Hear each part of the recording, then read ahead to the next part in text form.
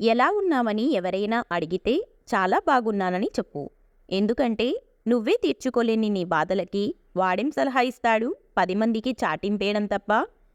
ఒక మగాడు మనస్ఫూర్తిగా ప్రేమిస్తే చిన్నపిల్లాడిలా ప్రవర్తిస్తాడు.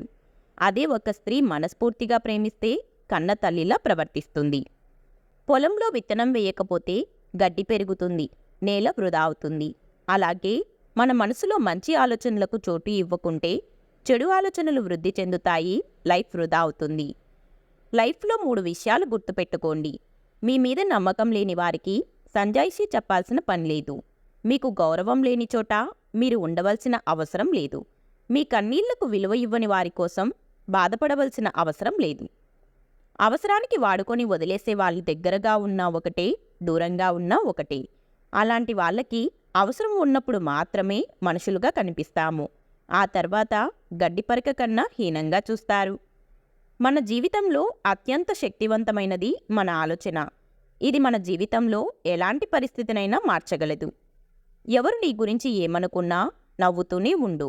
నీకు నచ్చింది చెయ్యి. అందరినీ మెప్పించాల్సిన అవసరమైతే లేదు.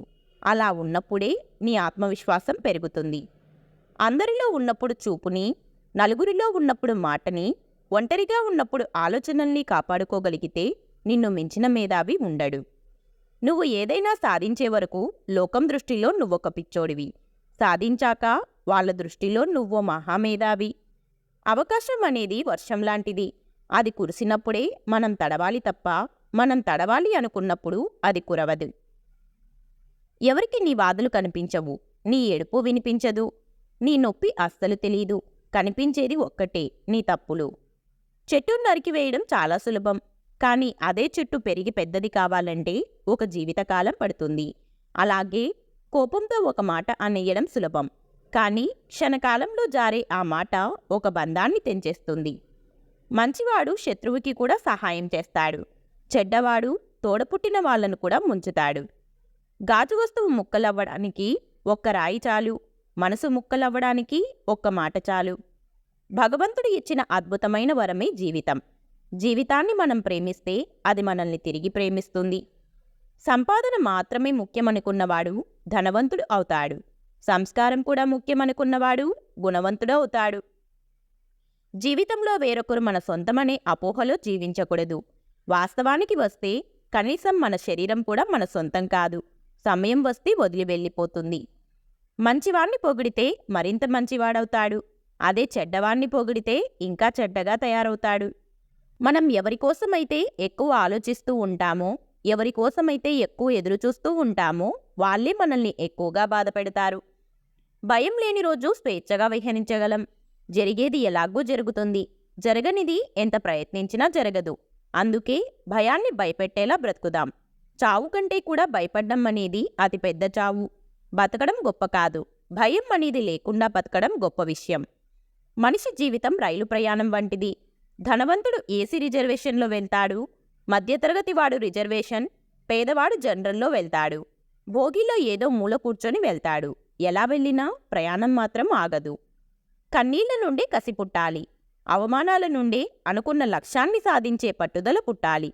ఎవరైతే మిమ్మల్ని ఎగతాళి చేస్తారో వారే మీకోసం ఎదురుచూసేలా ఉన్నత శిఖరాలకు ఎదిగే మార్గం పుట్టాలి. ఎక్కువగా మరిగిస్తే నీళ్లు కూడా ఆవిరైపోతాయి. అలాగే భరిస్తున్నారు కదా అని బాధ పెడితే బంధాలు కూడా తెగిపోతాయి. జీవితంలో కష్టాలు అనేవి సహజం. ఆ కష్టాలని సంతోషాలుగా మలుచుకొని జీవితాన్ని రంగులమయం చేసుకోవాలి. భార్య అంటే దారి తెలిసి డ్రైవింగ్ తెలియని స్త్రీ. భర్త అంటే డ్రైవింగ్ తెలిసి దారి తెలియని మొగాడు. అందుకే ఇద్దరూ కలిసి ప్రయాణం చెయ్యాలి. నీ బద్ధకమే నీ అసలు శత్రువు. అదే నీ ఎదుగుదలకు అడ్డం, నీ పేదరికానికి మూల కారణం. మన జీవితం ప్రశాంతంగా ఉండాలంటే 2 మార్గాలు. 1, మన సమస్యలను ఇతరులకు చెప్పకూడదు. 2, ఇతరుల సమస్యల్లో మనం తలదూర్చకూడదు. జరిగిన దాని గురించి ఎప్పుడూ చింతించకు. ఎందుకంటే మనకు జరిగే మంచి మనకు ఆనందాన్ని ఇస్తే, జరిగిన చెడు అనుభవాన్ని ఇస్తుంది.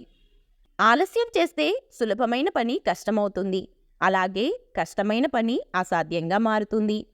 చీకటి తర్వాత వచ్చే వెలుతురు చాలా ఆనందాన్ని ఇచ్చినట్లుగానే కష్టాల తరువాత వచ్చే సుఖాలు ఎంతో సంతోషాన్ని ఇస్తాయి.